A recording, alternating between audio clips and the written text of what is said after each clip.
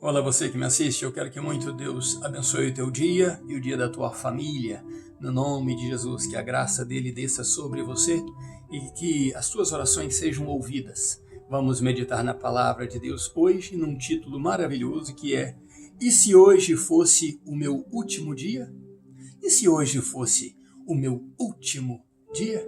Vamos meditar nisso? Eu sei que as pessoas não gostam de falar de certos assuntos, né? Principalmente o seu último dia de vida, mas nós devemos pensar nas coisas impensáveis. Nós devemos ter um plano de vida para a gente, e o plano de vida começa desde o nosso nascimento até a nossa morte. Esses são os dias que Deus nos dá nessa terra e devemos pensar em todos eles. Então vamos orar e depois vamos trabalhar juntos esse assunto no nome de Jesus. Meu Deus, esta pessoa e eu oramos ao Senhor pedindo a graça do Senhor, a misericórdia do Senhor e a paz do Senhor para os nossos corações, para as nossas mentes, ó Deus, para os nossos familiares também. Sabemos que o Senhor é bom, que a tua bondade, a tua misericórdia dura para sempre e sabemos que o Senhor está conosco. O Deus de Jacó é o nosso refúgio. Então, ó Deus, crendo no potencial do Senhor e que o Senhor tem todo o poder, que o Senhor nos guarda, é que nós oramos no nome de Jesus, eu e esta pessoa, e dizemos amém. Bom, vamos meditar então neste assunto, um assunto muito interessante. E se hoje fosse o meu último dia? Vamos ler a palavra de Deus que está em Deuteronômio, capítulo 33, o penúltimo capítulo. Amanhã estaremos no último capítulo da Bíblia. Então vamos ler o versículo 1, o 26 e a parte A do 29, que diz assim: Esta é a bênção com que Moisés, homem de Deus, antes de morrer, abençoou os filhos de Israel. Versículo 26 diz: Não há outro, ó Jesurum. Jesurum é um apelidinho amoroso que Deus deu a Israel. Então Moisés repetia isso.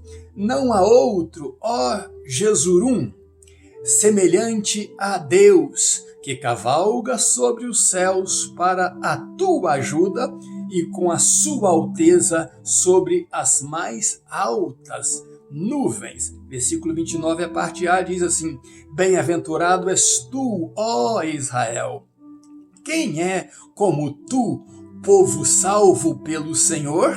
Ele é o teu escudo, ou ele é o escudo do teu socorro e a espada da tua glória. Que palavra abençoadora que Moisés, então, profere a Israel. Mas nós vamos meditar por que Moisés, na parte última do seu terceiro e último discurso, ele, sabendo que seria o seu último dia de vida ali no meio do povo, ele resolve tomar essa atitude.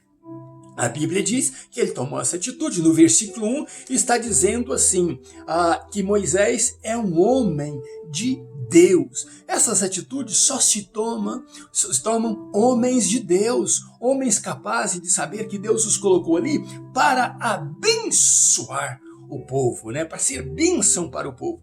E Moisés, então, mostra isso como exemplo para nós. Moisés então começa a engrandecer o nome do Senhor, dizendo que ele é Deus, que não há outro, que ele cavalga nos céus, sobre os céus, que ele cavalga sobre as mais altas nuvens, e ele diz que em tudo isso Deus não perde a sua alteza. Que elogio maravilhoso que ele faz, reconhecendo a grandeza de Deus. E sendo assim, Moisés dizendo ao povo, ele começando já enaltecendo Deus no capítulo 33, os primeiros versículos, ele resolve então dizer que Deus o colocou sobre Israel como a figura de um rei, para reinar sobre aquele povo e para trazer a legislação, mandamentos para aquele povo. Moisés entendia isso,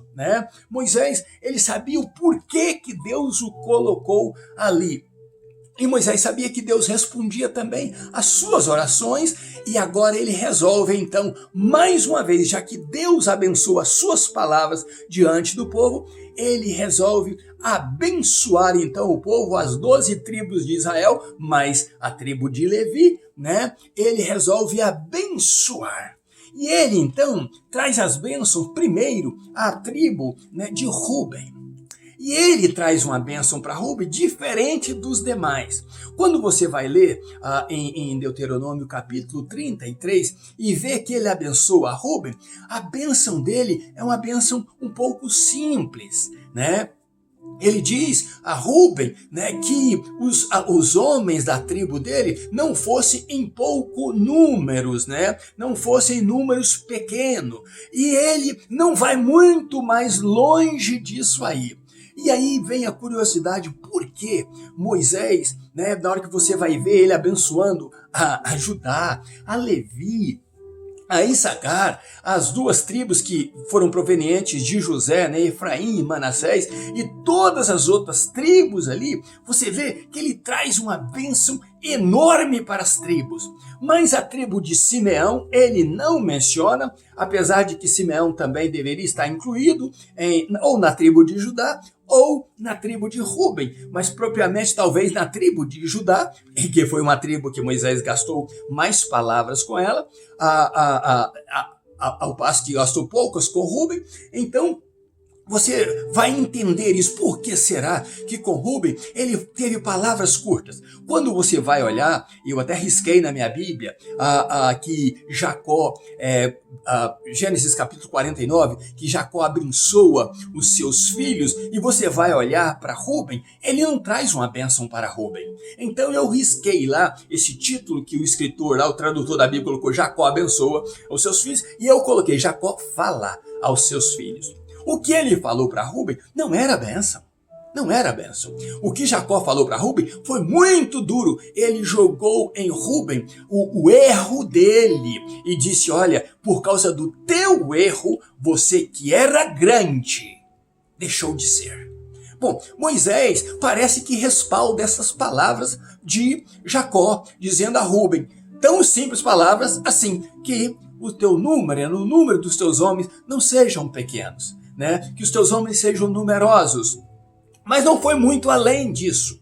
Não seria porque Moisés estaria respaldando primeiro as palavras do líder, né, do pai de toda aquela geração, de toda aquela nação que era Jacó? E não queria botar por terra as palavras de Jacó?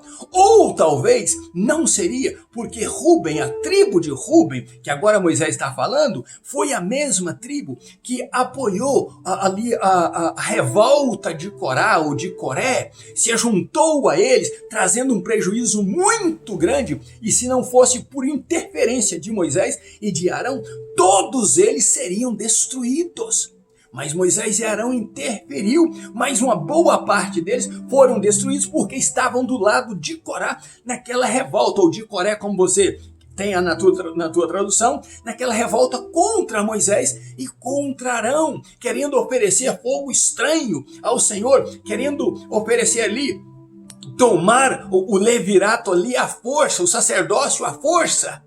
Não seria talvez por isso, com um grande estrago que eles trouxeram para o povo de Israel? Mas Moisés foi definitivo. Seja uma coisa ou seja outro, a tribo de Rúben teve a bênção de Moisés, mas uma bênção bem limitada. Ao passo que as outras tribos tiveram abundância e bênçãos. Se você for olhar o que ele fala sobre José, né, Efraim e Manassés, você vai ver um rio de bênçãos ali. José foi tomado como o príncipe daquele povo, né? E graças a Deus por isso. Então, Moisés resolveu abençoar. No seu último dia, ele pega então as tribos e as abençoa. O porquê Moisés estava fazendo isso? Porque Moisés amava aquele povo. E Moisés sabia que Deus amava aquele povo. E você vai perceber que Moisés fala, Deus faria tudo para abençoar vocês. A atitude de Deus é mover céus e terras para abençoar vocês. Deus batalha a batalha de vocês. Deus, ele entra na guerra por vocês. Vocês é um povo que ele resgatou, que ele tirou, que ele moveu do Egito. Moisés fala, ele destronou, ele destruiu deuses e ele seguirá destruindo deuses nas nações que estão por diante para honrar Israel, um povo seu próprio, seu amado seu. E então, depois que Moisés fala com as tribos de Israel, ele volta a enaltecer o nome de Deus. Ele volta a engrandecer o nome de Deus. E ele está aí nesta palavra motivando. Israel, não se esqueça disso. Não se esqueça de amar este Deus que te ama tanto. Este Deus que te separou para ser povo seu. E ele quer ser o teu Deus. E ele te abençoará. Ele te colocará em lugar seguro. Quando você vai ler o final que lemos aí, o versículo 26, ele diz, olha Israel, não há outro Deus além deste Deus, semelhante a este Deus, não há outro que cavalga sobre os céus. Ele mostra o seu poder, né? Quando você começa a imaginar Deus cavalgando sobre os céus, cavalgando sobre as nuvens, para mostrar o seu amor e a sua proteção para o seu povo, ele diz a Israel, que cavalga sobre os céus para a tua ajuda. Ele move tudo para ajudar você e com a sua alteza, com a sua majestade, ele está acima das mais altas nuvens. E ele diz, bem-aventurado és tu, ó Israel, quem é como tu, povo salvo pelo Senhor. Ele é o escudo do teu socorro e a espada da tua glória. Israel, se você se esconder em Deus, se você se esconder debaixo das asas deste Deus, você será sempre abençoado. Glória a Deus por isso, porque a palavra de Deus também diz em Salmo 115, versículo 11, vós os que temeis ao Senhor, confiai no Senhor, ele é o seu auxílio, ele é o seu escudo. Versículo 13, abençoará os que temem ao Senhor, tanto pequenos como grandes. Agora, quando você vai lá para o versículo 3 do capítulo 33 de Deuteronômio, você vai ver escrito assim, Deus ama os povos. Deus não só ama Israel, Deus ama os povos. Deus ama você e eu. Deus faz menção do teu nome e do meu nome. A Bíblia diz que nós, eu e você, temos o nosso nome escrito nas palmas de Deus, nas mãos de Deus. E Ele quer que nós também tenhamos esta confiança que Ele chamou Israel para ter nele. Mas o que precisamos fazer, o que nós precisamos ter para chamarmos esta atenção de Deus, para que Ele seja também o nosso socorro bem presente na angústia, o nosso galardoador, aquele que irá cavalgar também, né, das mais altas nuvens, cavalgar sobre os céus por nós para nos ajudar. O que devemos fazer? Jesus, ele deu este exemplo para a gente, ele deu esta palavra para a gente, que está exatamente em João 14. Ele fala exatamente assim, aquele que tem os meus mandamentos. Isso agora é o Jesus, o Salvador nosso, que está falando também algumas das suas últimas palavras antes de ir para a cruz. Os últimos momentos antes de ir para a cruz, ele fala exatamente isso. Aquele que tem os meus mandamentos e os guarda, aqueles que prestam atenção no que Jesus falou, tem isso como mandamento e os guarda, esse é o que me ama. Como você poderá provar o teu amor para Jesus? Guardando os mandamentos dele, amando, tendo os mandamentos dele no teu coração e na tua mente. Ele está dizendo que essa é a prova, né? A maneira que provamos a ele, que nós o amamos. E aí ele diz, e quem me ama será amado de meu Pai. Lembra lá no versículo 3 de Deuteronômio, capítulo 33, ele ama os povos. Aqui Jesus está dizendo, me amando, você será amado e amada de meu Pai. Então, qual é o segredo? O que você tem que fazer para provar que me ama? Tendo os meus mandamentos e guardando-os, vivendo os mandamentos que eu dei para vocês. Assim vocês estarão provando. E Jesus diz: aqueles que me amam guardam os meus mandamentos, vivem, cumprem os meus mandamentos. Aqui ele está dizendo: aquele que me ama será amado de meu Pai, e eu também o amarei, e ainda mais o manifestarei, ou me manifestarei a ele. Jesus está dizendo: aqueles que me amam são aqueles que guardam os meus mandamentos. E os que guardam os meus mandamentos, cumprem e vivem os meus mandamentos, estão provando que me amam. E aqueles que estão provando que me amam, o meu Pai também o amará. E sendo ele amando a mim, e meu Pai amando-o, eu também o amarei. E por amar esta pessoa que me ama e que é amado do meu Pai, o que acontecerá? Eu me manifestarei a ele. Certamente, meu querido e minha querida, certamente, hoje não será o que está no título desta mensagem para mim e para você. E se hoje fosse o meu último dia? Certamente não será o meu último dia e nem o teu último dia. Mas nós, desde que nascemos até o dia da nossa morte, precisamos elaborar, precisamos pensar, precisamos organizar todos os dias das nossas vidas. É promessa nossa de amarmos o Senhor, nosso Deus, todos os dias que vivermos nesta terra. Esses dias, como tiveram um princípio, também terão um fim. E nós devemos pensar: o que faremos se hoje fosse o nosso último dia? O que faríamos?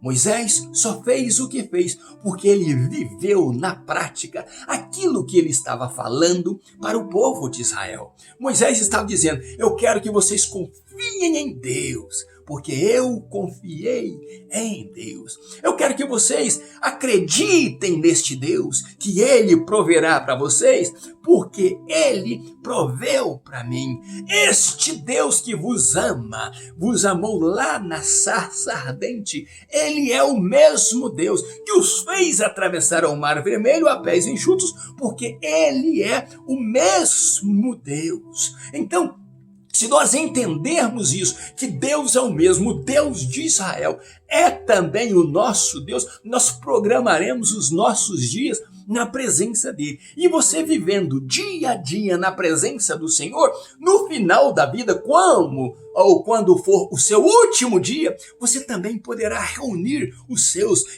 as pessoas e dizer para eles, como diz Moisés: não deixem de confiar em Deus. Eu passei a minha vida toda confiando nele e ele supriu todas as minhas necessidades. Então o começo para você ter um último dia feliz e podendo falar bem da grandeza do seu Deus, como falou Moisés, é começando agora.